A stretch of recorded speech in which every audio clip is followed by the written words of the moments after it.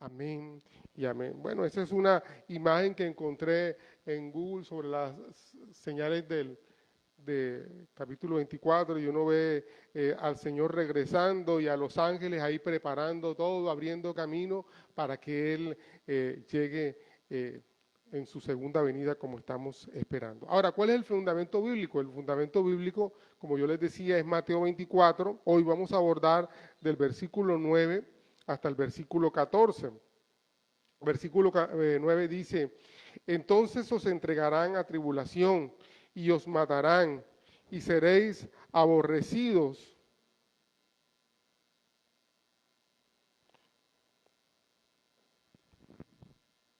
Perdón. Eh, entonces os entregarán a tribulación y os matarán y seréis aborrecidos de todas las gentes por causa de mi nombre. Muchos tropezarán entonces y se entregarán unos a otros y unos a otros se aborrecerán. Y muchos falsos profetas se levantarán y engañarán a muchos. Y por haberse multiplicado la maldad, el amor de muchos se enfriará. Mas el que persevere hasta el fin, éste será salvo. Y será predicado este evangelio del reino en todo el mundo para testimonio a todas las naciones. Y entonces vendrá el fin. O sea, hasta ahí quiero llegar. Y bueno, les comparto de nuevo el contexto. Hemos venido diciendo que Mateo nos habla, el Evangelio de Mateo presenta a Jesús como el Mesías por varias razones. Razón número uno, Mateo era judío también y también en su primera comunidad con la que él comenzó a crecer y a desarrollarse post la muerte y resurrección de Jesucristo era un contexto judío. Entonces él quiere traer un mensaje que los convenza a ellos de que Jesús era el Mesías que ellos estaban esperando. Pero también nos relata, no solamente que era el Mesías que ellos estaban esperando, sino que ahora nos presenta al Mesías que ha de venir por segunda vez. Cuando se da este relato del capítulo 24, estaba Jesús en la etapa final de su ministerio. Algunos estudiosos dicen que faltaban como 3 días para que entrara en ese periodo de muerte o del Calvario, y bueno, todo eso que usted conoce.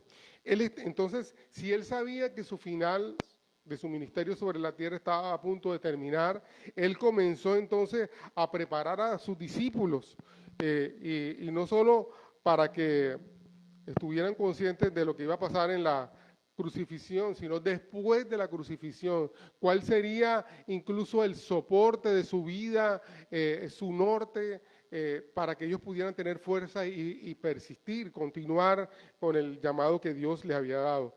Y por último también dicen que este es un discurso que él dio en el Monte de los Olivos, es simbólico para la venida del Señor y también para todo lo que significa padecimiento y revelación de quién es Jesús. Entender quién es Jesús es una revelación, pero una revelación también de sufrimiento, de padecimientos, pero también de victoria. Todo esto nos habla también de victoria, la victoria del Rey sobre todo esto que estamos viendo, que es el sistema de maldad que, bueno, que nos está oprimiendo de una u otra manera. Ahora, yo les hablé sobre este cuadro me gusta mucho porque muestra 10 señales antes del fin. Hay más, pero estas son claves. La del falso Mesías, la de los falsos Mesías que se levantarían, la de guerras y rumores de guerra, la de hambres, la de pestes, epidemias, terremotos, mártires, falsos profetas, aumento de la iniquidad, el amor de muchos que se enfriaría y el evangelio que sería predicado en todo el mundo.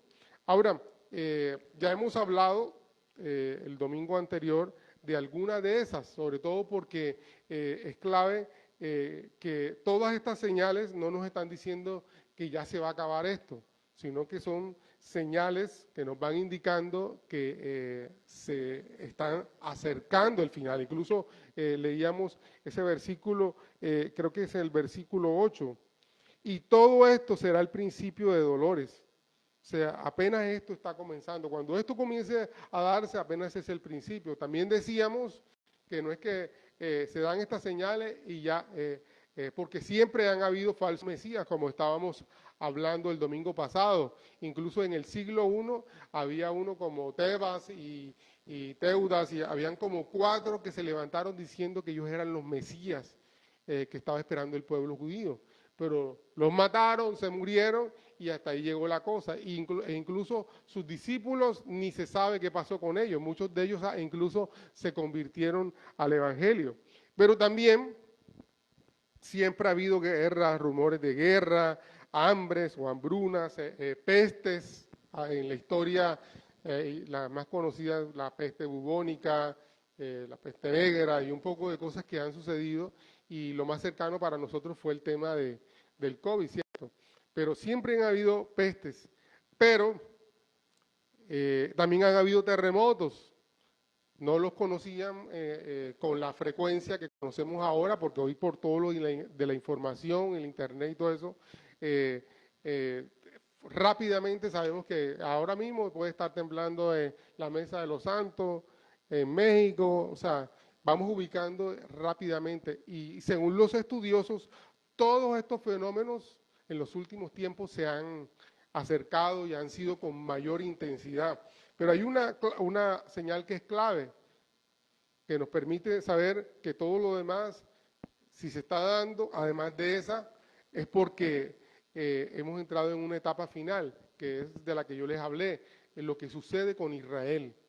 Mirad a la higuera, la higuera que es Israel, es la señal de los últimos tiempos. Y usted sabe, por 1950 años, el Estado de Israel, 1948 años, el Estado de Israel no existió como figura estatal, voy a decirlo de esta manera, como Estado, pero desde 1947 y 48, que hubo el pronunciamiento de la ONU, volvió el Estado de Israel a ser reconocido como un país, y ese evento de reverdecer del Valle de los Huesos Secos, prácticamente, es lo que nos ha permitido darnos cuenta que hemos entrado en una etapa final, ¿cierto? Y que ahora, más que nunca, todas estas señales son relevantes e importantes para entender que hemos entrado en la etapa final. Ahora, yo les decía el domingo pasado que además de entender las señales es importante esto que el mismo Señor nos advierte. Número 1,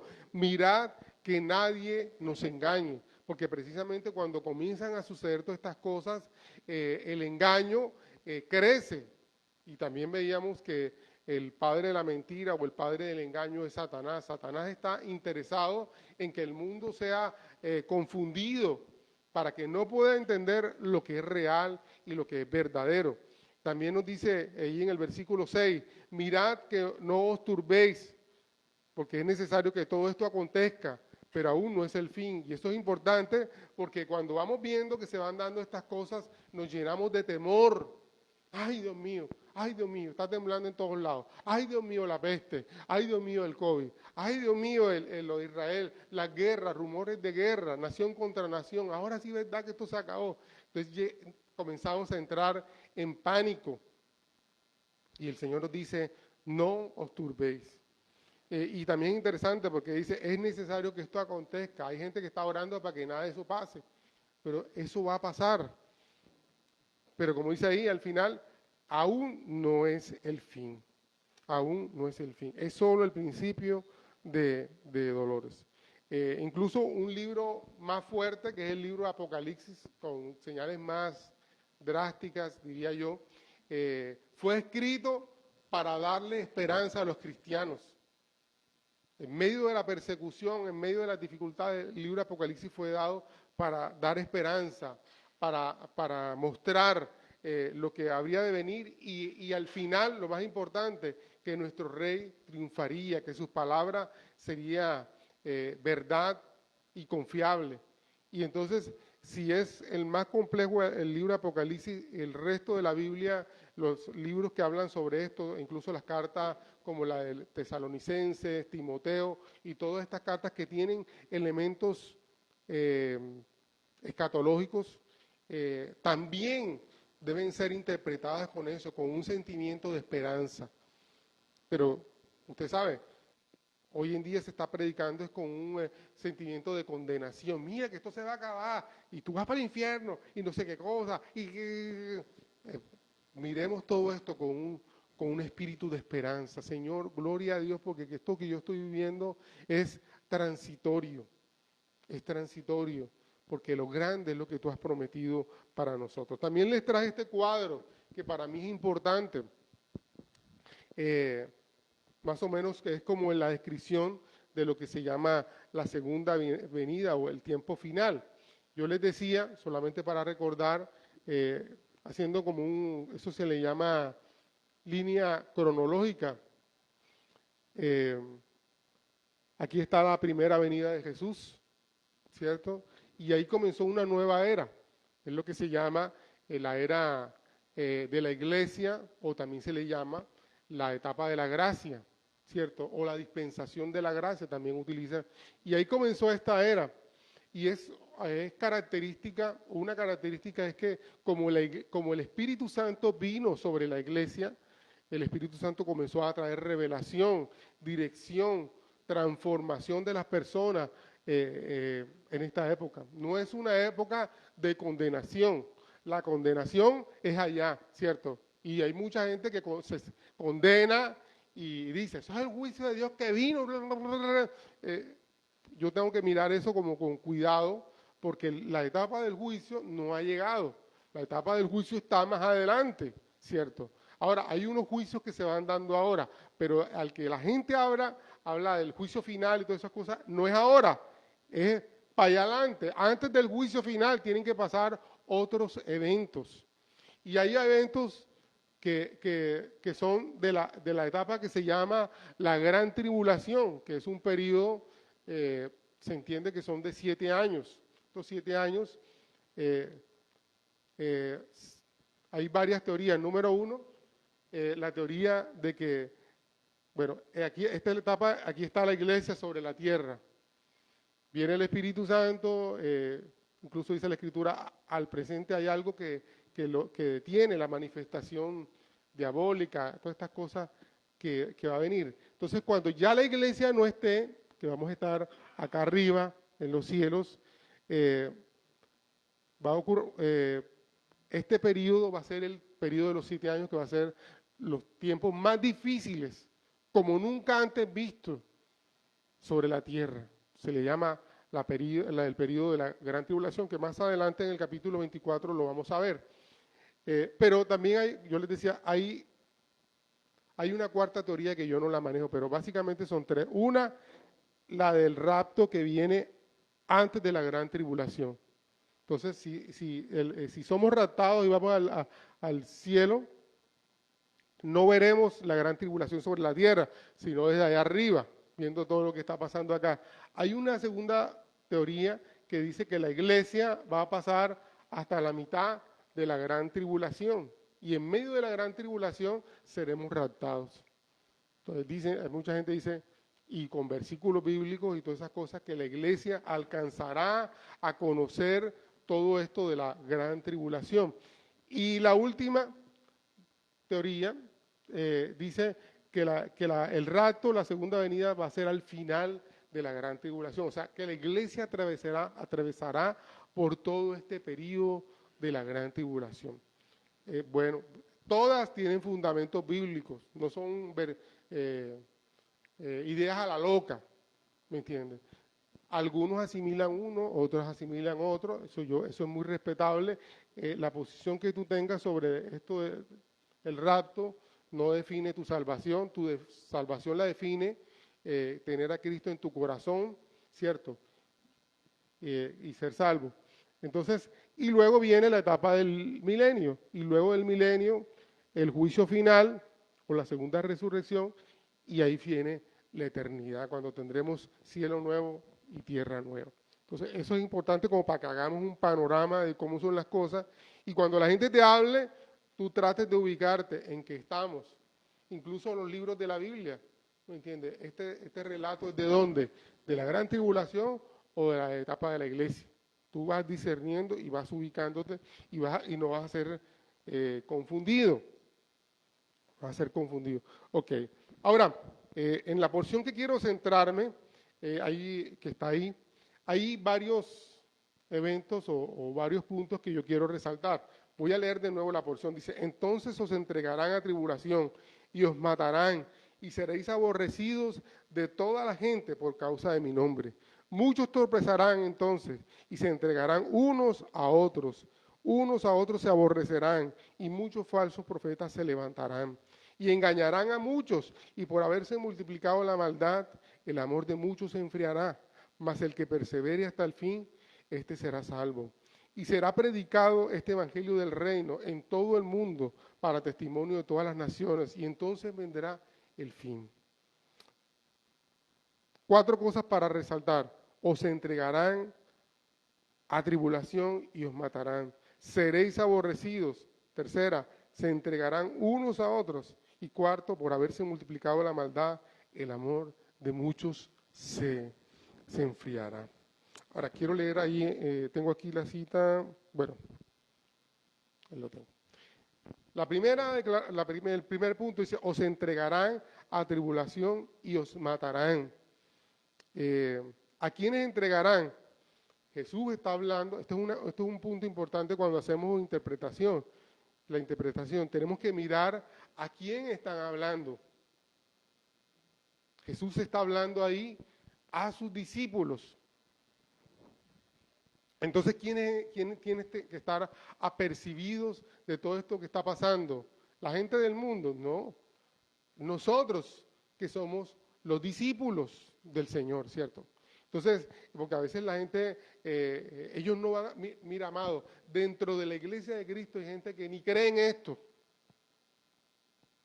No se les ha revelado. Ahora, imagínate tú, ahora la gente de afuera.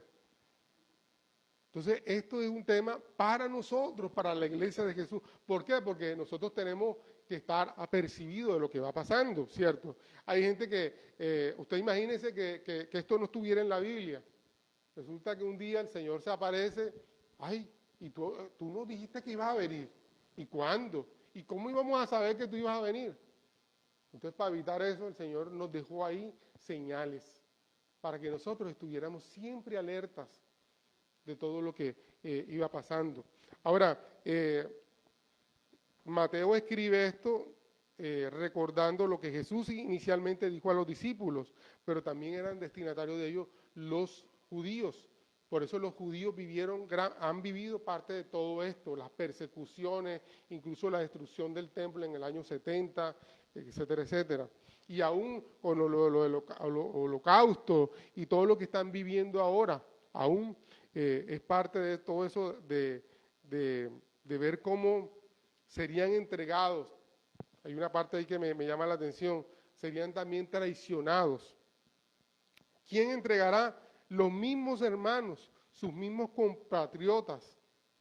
Y eso es interesante porque a veces, yo te voy a poner un ejemplo, a veces salen artículos afuera y publicaciones ¿cómo es que se llama? En TikTok y en todas esas cosas, de cosas vergonzosas dentro de la iglesia. ¿Y quiénes son los que publican eso? Alguien que estuvo en el culto. O sea, nosotros mismos encueramos, desnudamos a nuestros hermanos. Hay cosas que yo te digo, para mí son vergonzosas, cosas que yo encuentro, ¿me entiendes? Pero ¿quién sacó esa publicación? Alguien que estaba al interior de nosotros. Y tú los oyes y dices, no, es que yo quiero que sepan la verdad, pero ¿quiénes van a ver esa verdad? La gente que ni conoce el Evangelio.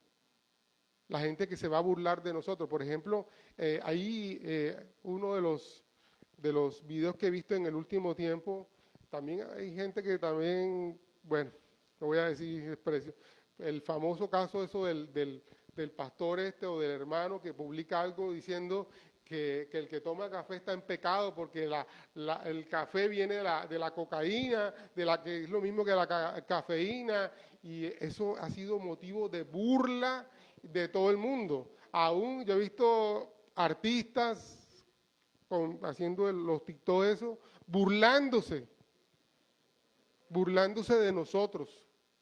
¿Me entiende? ¿Quién propició todo eso? Nosotros mismos. Nosotros mismos.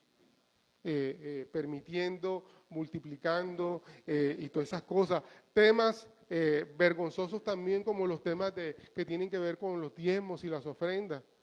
Gente, por ejemplo, el caso de este pastor Arrázola, todo comenzó por ¿quién comenzó a exhibir públicamente lo que ellos hacían con las finanzas y cuánto recogían y todas esas cosas? Alguien que estaba adentro. O sea, nosotros mismos encuerando y exhibiendo cosas de nuestra iglesia. ¿A quiénes? A gente que no sabe ni entiende lo que está pasando dentro de las iglesias. Ahora, yo no estoy diciendo, y ustedes me conocen, yo no estoy diciendo que hay que encubrir el pecado. No, no hay que encubrir el pecado. Pero uno tiene que saber con quién habla las cosas. Porque si no, va a entrar sin darse cuenta, con las mejores intenciones, entra en esto. Comenzamos a entregar a nuestros hermanos, a exponernos a la burla y otras cosas más. Y otras cosas más que dan pena y da dolor. Porque al final están hablando, no se están burlando del pastor, se están burlando del cuerpo de Cristo. Y eso es grave. Hace años, allá en la iglesia donde yo nací, en Comunidad de Fe y Amor, yo les he contado de un hermano, él se llamaba Argemiro Pacheco, él era ciego.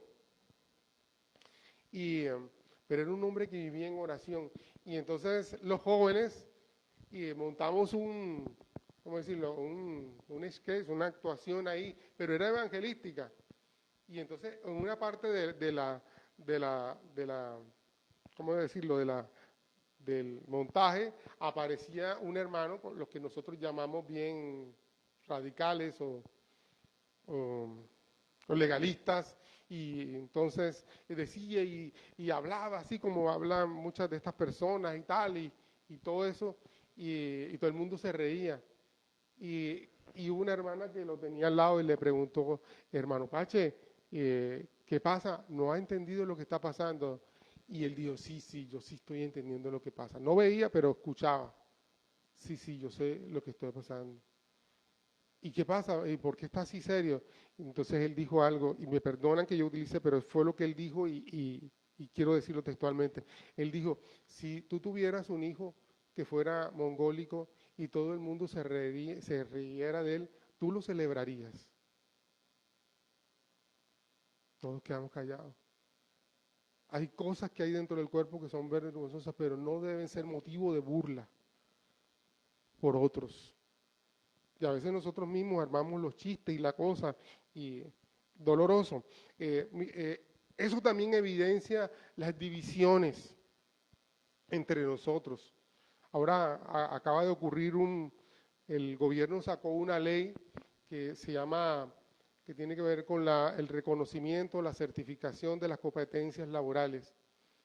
Y amado, qué peleadera se ha formado por ese bendito decreto. Y yo digo, no hemos entendido lo que está pasando. Y me han querido agarrar, que tú, o sea, sí, mi hermano, tal vez yo no tengo, es que no tienes la revelación de que el anticristo está metiéndose por... Sí, tal vez yo no la tengo, tal vez estoy solamente viendo que es una oportunidad para que hermanos de nuestra fe se puedan calificar en competencias laborales y puedan ser contratados para hacer una que otra función. Pero yo no lo veo de esa manera. Pastores, ministros atacándose y la persona, la senadora está Lorena Ríos, ella dijo, lo que más me ha dolido es cómo se han levantado unos contra otros y tiene que ver con esto, divisiones. Hay cosas que nosotros unidos deberíamos construir, pero no podemos porque es más fuerte lo que yo creo y como me parece y debe ser así como yo digo y terminamos dividiéndonos. Y eso tiene que ver mucho con nuestro orgullo. Por ejemplo, a veces pasa dentro del matrimonio. Hombre, si lo que tenemos es que ponernos de acuerdo para echar para adelante, pero a veces puede más mi posición y no me dejo de lo que tú dices y no sé qué. Eso se ve en todas las esferas porque tiene que ver con el ser humano. en vez de enfocarnos en que tenemos que salir adelante. Hay problemas, yo he visto a veces problemas que es que tú, hombre, busquemos una solución. No pueden buscar la solución porque la solución es como yo digo. Problemas, no avanzan, no avanzamos. Necesitamos, y sabes una cosa, esto habla de nuestro orgullo, lo carnal que somos todavía. Y nuestra carnalidad, lo único que puede generar, como dice Santiago, son divisiones, peleas, pleitos entre nosotros. Pleitos entre nosotros. También tiene que ver y se evidencia las traiciones y los intereses personales, ¿cierto? No, ¿cuánto me van a dar a mí ahí? ¿Cómo voy yo ahí? Es que al otro le están dando y a mí no me están dando. Es que todo ese tipo de intereses que evidencian esto que estamos hablando, que al final es triste, es esto, la frialdad del cuerpo de Cristo, la frialdad de las personas. Ahora, ¿cuándo y cómo sucedería y ha sucedido? Bueno, en toda la historia tenemos a los apóstoles, fueron mártires, ¿cierto? Los mataron creyendo, por ejemplo, Pablo, cuando los que mató, Pablo creyendo que estaba haciendo lo correcto. Y mató una cantidad de gente y bueno, y como dice la Escritura, todo lo que sembrare recogerá. Si él sembró violencia, todo este poco persecución y fue perseguido. Y lo mataron también. Entonces, también todo lo que pasó con los cristianos en la época de Nerón, del circoteatro, ¿cierto? Que se los comieron los leones, que murieron en manos de los, ¿cómo que se llaman los que peleaban en el circo? Los gladiadores, ¿me entiendes? Y eso era, y todo el mundo riéndose y celebrando, así, a veces, alegóricamente también pasa en el día de hoy, ¿cierto? De una u otra manera, la gente se gusta, ¿viste que le dije? ¿Viste que no sé qué cosa? Y yo nada más, Dios mío, ¿qué está motivando? Como dijo alguien, ganamos la pelea, pero perdemos al hermano. Lo triste. Todo esto está dado es para alcanzar a los perdidos, no para alinear. Se lo dije y yo le gané. No, no, hermano. Que el interés sea conocernos, integrarnos y avanzar juntos hacia adelante. ¿Ok? Los emperadores también persiguieron, no solamente en esa época, también en la Edad Media. Por ejemplo, estos hombres que hicieron las traducciones a los idiomas de la Biblia, fueron quemados muchos, los mataron, los persiguieron, ¿me entienden? Por tratar de que la Biblia pudiera llegar a nosotros. Siempre ha habido persecución, hoy las tenemos. A principios de este año yo fui a un evento, la Gobernación de Bolívar nos mandó a una actividad sobre libertad religiosa y yo tenía que hacer una ponencia, al fin no la hice, no hubo tiempo, pero estaba la directora de Asuntos Religiosos, que es la doctora Amelia Cotes, y cuando estaban hablando de todas estas cosas, de la libertad, de los derechos, se levantó, ahí había unos indios cogis, y ellos pidieron que por favor el ministerio interviniera allá en donde ellos están, en la Sierra Nevada, porque muchos de los indios cogis que se convirtieron los tenían amarrados. En este año 2023 los tenían amarrados, castigados, y hasta que no negaran su enseñanza del Evangelio no los iban a soltar. Los estaban matando de hambre, los tenían amarrados allá en el monte. Eso pasa en el tiempo de hoy, esto está pasando hoy. Muchos de los cristianos allá en la franja de Gaza también los están asesinando. No solamente los de Hamas, sino también, desafortunadamente, los bombardeos judíos, o israelitas, perdón, una cosa es israelita y otra cosa es ser judío. Los bombardeos también están matando misioneros cristianos que están en esa tierra. También, bueno, las matanzas de ISIS y de, y de Hezbollah. Aquí en Colombia, por ahí vi cómo está funcionando Hezbollah en Colombia. Todos ellos, el enfoque de ellos es matar a todo lo que tiene que ver con Israel. ¿Me entiendes? Y esos que se dicen judíos mesiánicos también están en la mira para que los maten. Entonces hay persecución en nuestros tiempos. Eso no es eso fue el pasado. No, hoy ocurre eso. Y bueno, otro tipo de persecuciones que yo he visto en el Congreso de la República, la persecución de algunos que están ahí senadores contra la Iglesia de Cristo en Colombia, es una realidad, y nosotros no lo vemos. Entonces, y tú ves la historia, ¿quiénes están de eso? Gente que se deja utilizar en medio de las divisiones, en medio de intereses particulares y todas estas cosas. Y dice que precisamente todo eso que está pasando, por haberse multiplicado la maldad, el amor de muchos se enfriará. Y tiene que ver con el aumento, dice ahí, el aumento de la iniquidad. ¿Qué es la iniquidad? La iniquidad, esta palabra designa maldad, perversidad, abuso o gran injusticia, es decir, todo acto contrario a la moral y a la justicia. Ahora, este acto de iniquidad no está hablando al mundo, me da vergüenza lo que voy a decir. Este aumento de la iniquidad es dentro de la iglesia, dentro de las religiones. Eso hace que el amor de muchos, que el corazón de muchos se enfríe. Cuando hemos visto cosas desagradables, curas que violan a niños, entonces que la reacción es odiar todo lo que tiene que ver con la iglesia católica, y también pastores que hemos visto, hemos oído en la prensa y todas esas cosas, con malos testimonios. Y no solo los pastores, también hermanos con malos testimonios. Entonces, el corazón de... Yo voy a creer, mira, ese que es cristiano y mira, le pega a la mujer, mira, ese es cristiano y hace tal cosa, se emborracha. Entonces, o sea, tanta historia que hay que hace que el corazón de muchos se endurezca. No sea fácil asimilar o aceptar lo que dice el Señor. Yo quisiera leer dos porciones. Pablo le dice a Timoteo, le advierte sobre esto, quisiera que primero leyeras el capítulo, en primera de Timoteo, capítulo 4, del 1 al 5.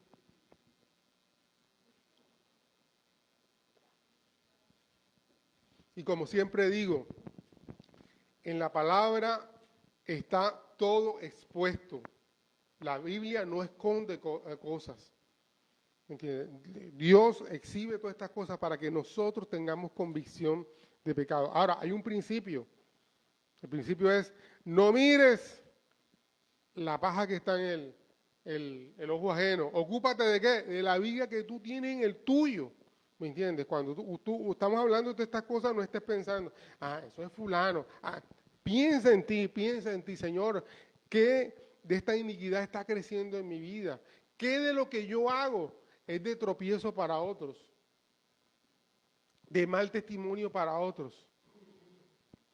Porque eso es lo que nos advierte la Escritura. Okay.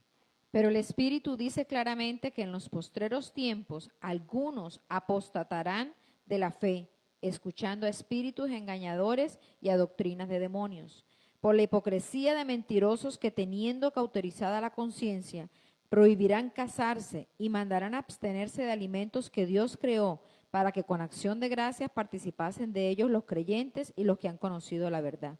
Porque todo lo que Dios creó es bueno y nada es de desecharse si se toma con acción de gracias, porque por la palabra de Dios y la oración es santificado. Ok, entonces miren ustedes lo que, perdón, digo, ¿cómo es que dice el versículo 1, cielo? Pero el Espíritu dice claramente que en los postreros tiempos algunos apostatarán de la fe, escuchando a espíritus engañadores y a doctrinas de demonios. O sea, ¿cuál es la forma de apostatar de la fe? Escuchar a espíritus engañadores y doctrinas de demonios. O sea, Pablo es tajante en eso, ¿me entiendes? Y a veces nosotros las escuchamos. ¿Ah? Bueno, y fíjate, también lo advierte que se levantarían falsos maestros y profetas. Entonces, la gente escucha cosas Por ahí me mandaron, a mí me mandan videos de usted no, ¿y qué dices de eso?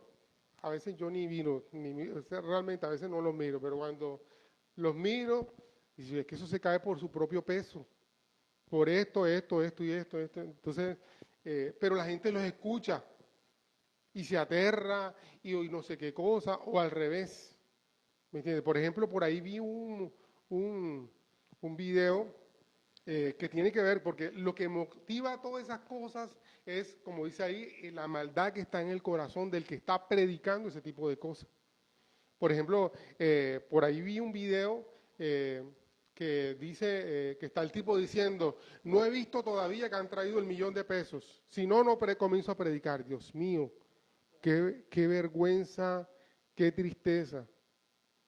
Y sabe una cosa, es interesante, porque muchas de estas iglesias que manejan esa doctrina de prosperidad y de manipulación sobre el tema económico, son las iglesias que más se llenan. O sea, a la gente le gusta eso.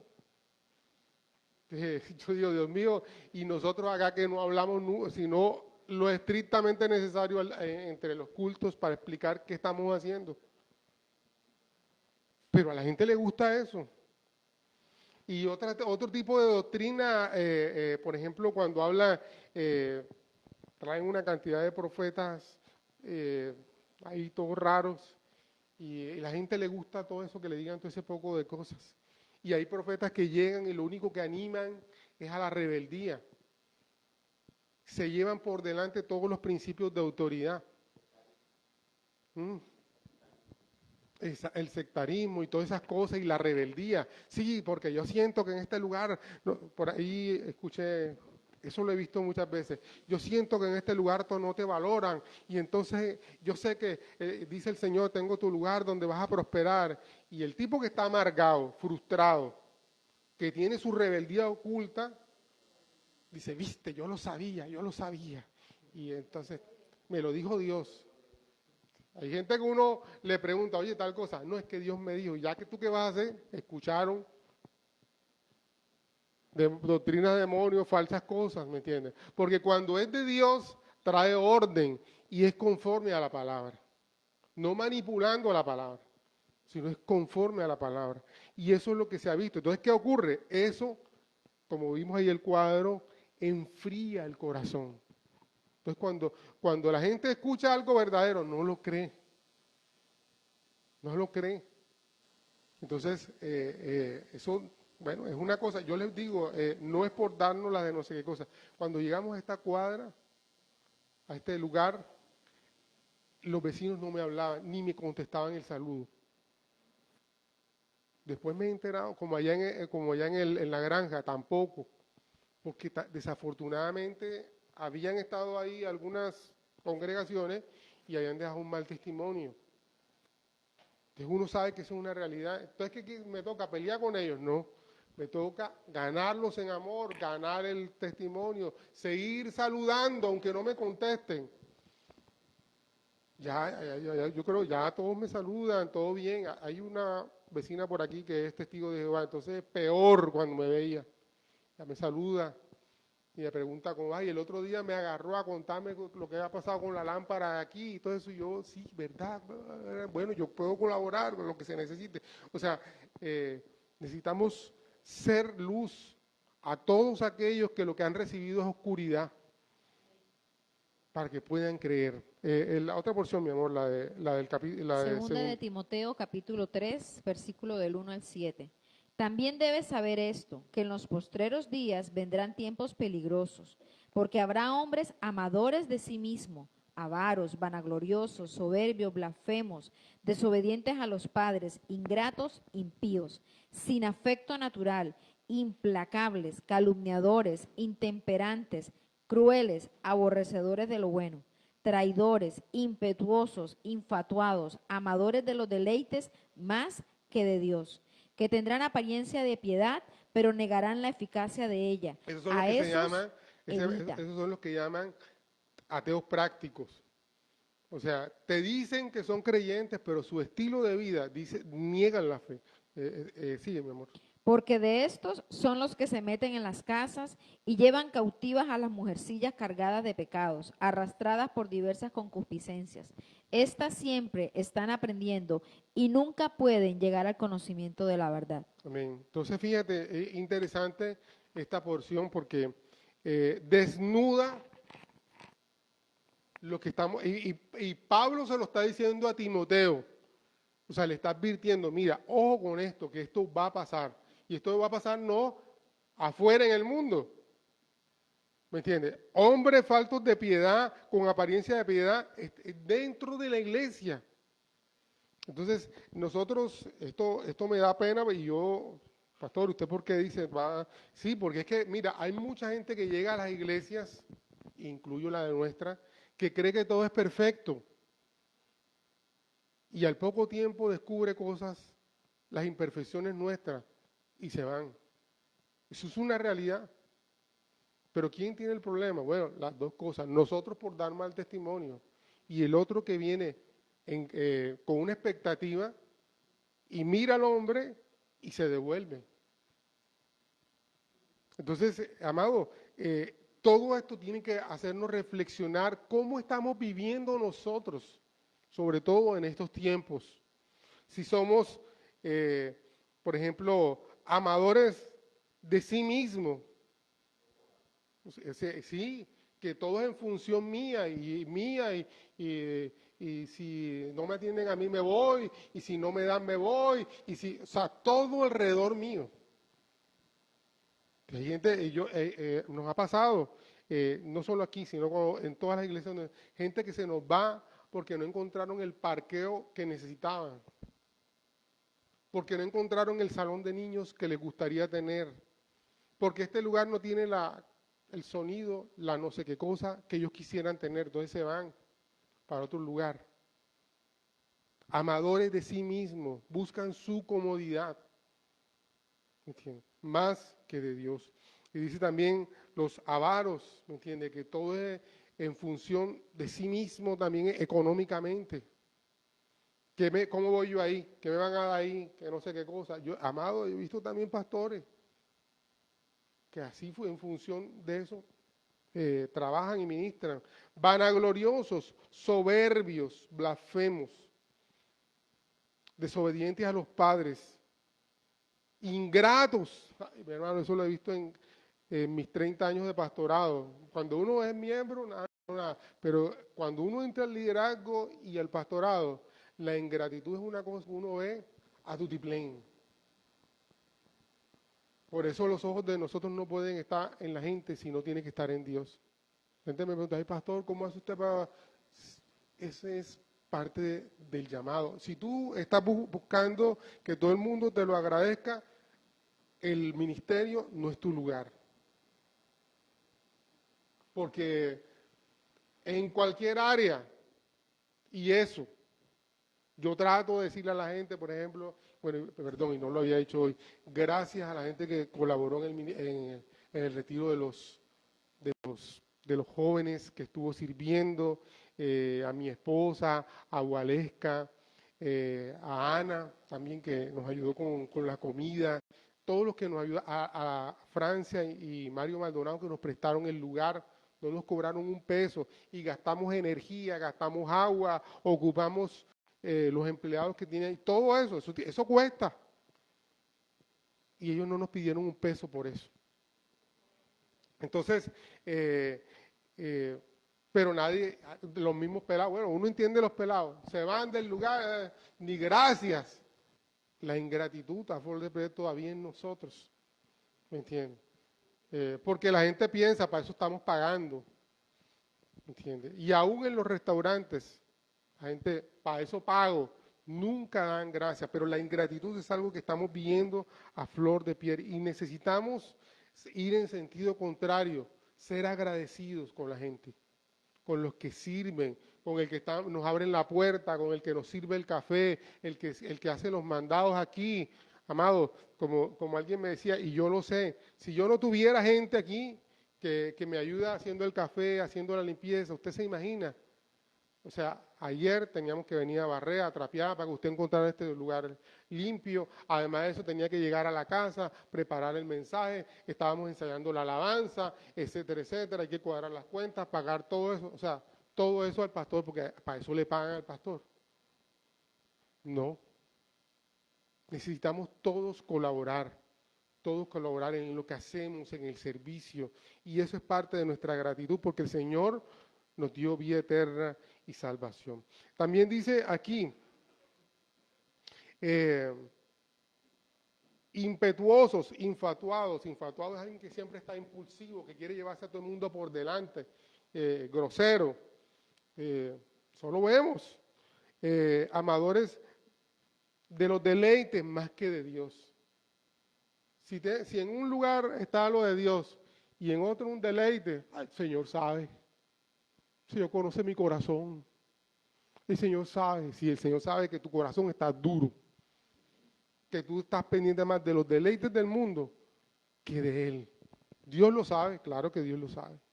Pastor, es que yo no fui porque no sé qué cosa. Dios lo sabe.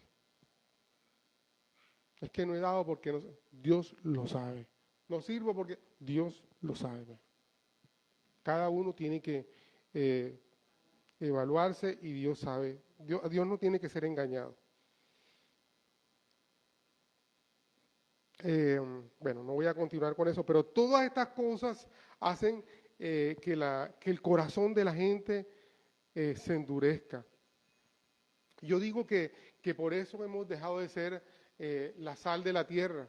El Señor nos dijo en Mateo 5, capítulo 13, que nosotros somos la sal de la tierra, o sea, lo que conserva. Y fíjate, esto está conectado en mi perspectiva. El dejar de ser sal de la tierra también tiene que ver con esto, ¿me entiendes? Y es paradójico porque dejamos de ser influencia y la gente se enfría y la gente cada día está más lejos de Dios y por eso un día Él vendrá de repente con todas estas cosas que estamos viendo. Pero hay una cosa que me llama la atención porque lo que nos dice a continuación de lo que estamos hablando es que el Evangelio será predicado. No dice que se convertirá la gente, porque en mi perspectiva yo decía, ay, todo el mundo, toda la tierra convertida. No, no está diciendo eso. Dice que el Evangelio será predicado. Pero aún existe la iniquidad, aún existe la frialdad. Y aunque se predique, la gente no se convertirá porque su corazón estará frío, vacío. ¿Me entiende? Les pongo un ejemplo. Este tema hay unas estadísticas de cuántas Biblias se venden por hora en el mundo. O sea, la Biblia es el libro más vendido. Ahora con el tema de reproducciones en YouTube, en Instagram, en Facebook, temas que tienen que ver con la Biblia alcanzan las reproducciones más altas. O sea, el Evangelio está siendo predicado como nunca antes sobre la tierra. Pero el corazón de muchos se ha enfriado. Y no corremos al llamado, no somos cambiados. Y bueno, es parte de todo eso. Dijo Spurgeon, un gran predicador, él dijo que esto de que el corazón de muchos se enfriará, esto es peor que la persecución. Esto es peor que la persecución. E incluso les digo, amados, que los lugares donde hay avivamiento son lugares donde hay persecución. A veces todas estas cosas tienen que pasar para que la gente se despierte.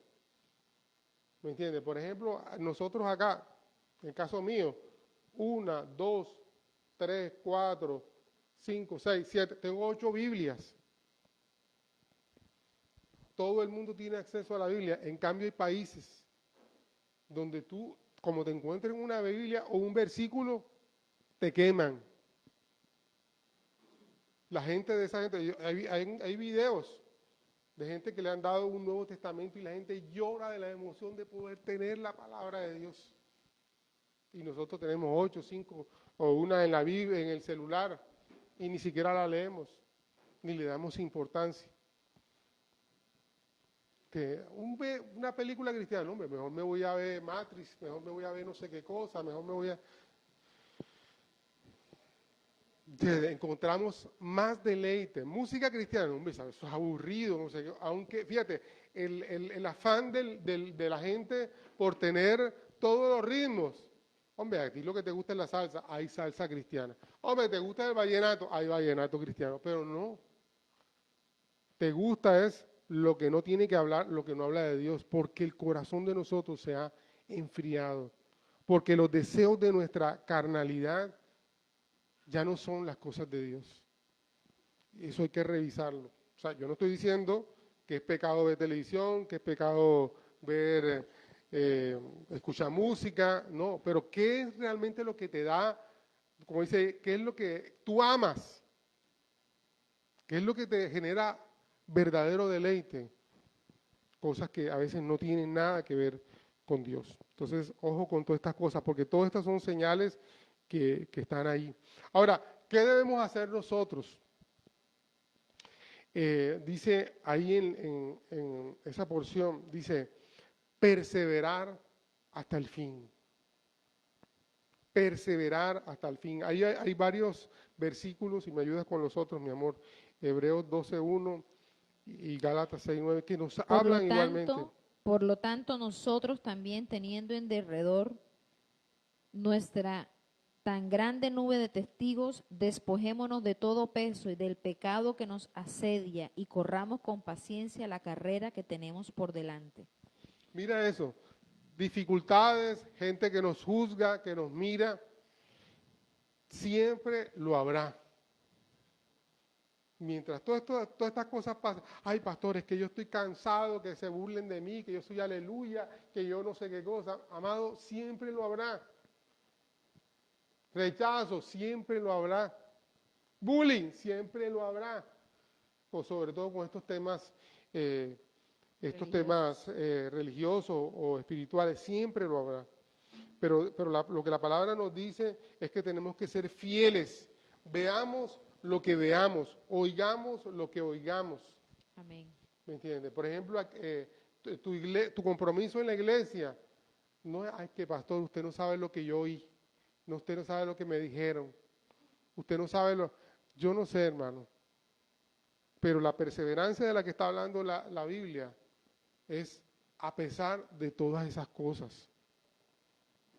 Amado, en estos 30 años como pastor, amado, si tuvieras las cosas que yo he visto, pero por eso me voy a apartar del Señor. No, porque es que el Señor me lo dijo que eso va a pasar. El Señor me advirtió que todo eso iba a suceder alrededor mío. Y el Señor me dijo, y te lo dice a ti en Juan capítulo 15, versículo 9. Como el Padre me ha amado, así también yo os he amado. Permaneced en mi amor. O sea, ¿en qué tenemos que permanecer para no dañar nuestro corazón en todo lo que vemos alrededor de nosotros? En su amor. Cuando yo no permanezco en su amor, lo que yo veo, lo que escucho, lo que percibo, me desenfoca y me saca del camino. Y me saca del camino.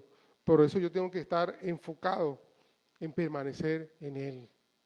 ¿Me entiendes? Y yo le pongo un ejemplo con mi esposa, por ejemplo. A veces peleamos y sí, porque es que, pero cuando yo comienzo a mirarla a ella, en la humanidad, comienzo a sentirme incómodo. Y también pasa al revés también.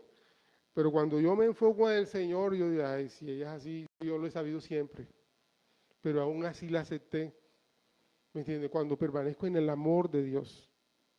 ¿Me entiendes? O sea, después de 23 años de casado, yo no le voy a decir, no, es que yo no sabía que ella era brava. Yo siempre lo he sabido que ella aceleraba, todas esas cosas. ¿Me entiendes? Y yo la acepté así como era. Y hemos vivido y hemos soportado todas esas cosas enfocados en el amor que viene del Señor. Si no, como cualquier pareja, a la primera pelea, ¿Qué hubiera hecho? Coge tu camino por allá y yo cojo por mi camino. ¿Me entiendes? Y yo me imagino que ella, la misma, si hubiera, desde el primer día que me encontré el primer calzoncillo en el piso, ya me hubiera mandado para... ¿Me entiendes? Pero enfocados en Él para poder permanecer. Mientras no permanezcamos en Él, lo que veamos, lo que oigamos, nos desenfocará, nos desenfocará. Y eso pasa en el Señor, en el Señor. Tengo un amigo que él se convierte al Señor. Ha contado una infidencia, él se convierte en el Señor, al Señor. Y la novia de él, lógicamente, cuando ellos llegan al Señor, no llegan, ¿cómo decirlo? Muy equilibrados en muchas cosas. Entonces, lógicamente, él llega muy carnal y todas esas cosas. Y él era en esa época, se utilizaba, era la época de los hombres de pelo en pecho. Entonces, con la camisa hasta acá y el cadenón. Entonces, él llegó hacia la iglesia así con el cadenón y tal. Y la novia, pues, también exhibiendo su voluptuosidad y todas esas cosas. Entonces, ellos llegaron así, como muchos de nosotros.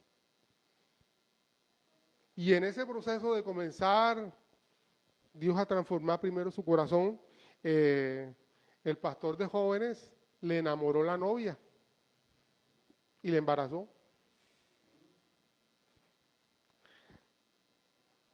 Y él me dijo, yo me he puesto, pongo en balanza, como te tocaría de hacerlo, lo que Cristo hizo por mí y lo que hizo este pastor. ¿A qué le creo más? ¿Qué es más fuerte en mi corazón? Y yo le dije, yo sé lo que pienso, ¿qué piensas tú? Y él me dijo, lo que Cristo hizo en mi corazón. Lógicamente, ellos estaban novios. ¿Cuál es el único divorcio que Dios bendice? El que se da en el noviazgo. Es el único divorcio que Dios bendice. Lo demás es una cosa que Dios permite. Pero el único divorcio que Dios permite es el que se da en el noviazgo, porque no hay pacto. O sea, el mejor época para saber si tú y yo funcionamos es en el noviazgo. De ya casados no. Ya tú te llevaste ese bulto, te toca lidiar con el bulto, te toca aprender a manejarlo. Pero ya Dios, y cuando se separan es porque Dios lo permitió. Pero es una cosa pero bueno, el punto es que este hombre, yo me quedé, yo cuando lo conocí, y al poco tiempo dentro de la iglesia donde él estaba, se levantó unos hermanos con un super negociazo y todas esas cosas, y lo quebró, le robó toda la plata. Yo decía, Dios mío, este hombre, ¿cómo persiste? Y él volvió a decir, pongo en la balanza lo que Jesús hizo por mí o lo que este hermano me robó. Y es más lo que Dios me ha dado. Y siguió. Y yo te pongo otro ejemplo bíblico, Job. Todo lo que tenía lo perdió. Toda la familia la perdió, pero él siguió fiel al Señor. Y ojalá que te suceda como la historia de Job y de este hermano del que te hablo, que aún a pesar de todas esas cosas permaneció en el Señor. Y Dios le dio una esposa que lo ha acompañado, ellos son pastores en otro lugar. Qué bueno por todo eso, y he visto que es un hombre que ha prosperado. Todo lo que el diablo le robó a través de estas personas, Dios se lo ha dado por otro lado. A veces la historia no es no termina tan bien, pero en el caso de este hombre, yo digo que también por el corazón de él, Dios restituyó y todas estas cosas. Ellos son pastores en otro lugar y Dios los ha bendecido bastante. Ok, entonces fíjate, perseverar en Él, enfocarnos en Él, veamos lo que veamos. Ahora, yo no le voy a decir que usted ve la cosa y se queda, ay, no, sí, tiene no sé qué cosa. O sea, si tú tienes la oportunidad de ir donde el hermano y dice, oye, hermano, estoy viendo esto está mal. Como dice la Escritura, ve donde tu prójimo, si tienes algo contra tu prójimo, ve a donde él. Si esta persona no te atiende, busca un testigo. Y si con el testigo tampoco, declararlo gentil y publicano, pero nosotros hacemos al revés. Primero se lo decimos a todo el mundo, después buscamos un testigo y por último hablamos con el hermano. Ese no es el orden, ese no es el orden. Entonces necesitamos permanecer en el Señor. Y lo último que dice ahí, ¿qué debemos hacer? Es una palabra profética, será predicado el Evangelio del Reino de Dios por todo el mundo, en todo el mundo, para testimonio de las naciones y vendrá el fin. Nosotros, también dice la Escritura, que nosotros tenemos que seguir predicando, seguir anunciando hasta que Él venga.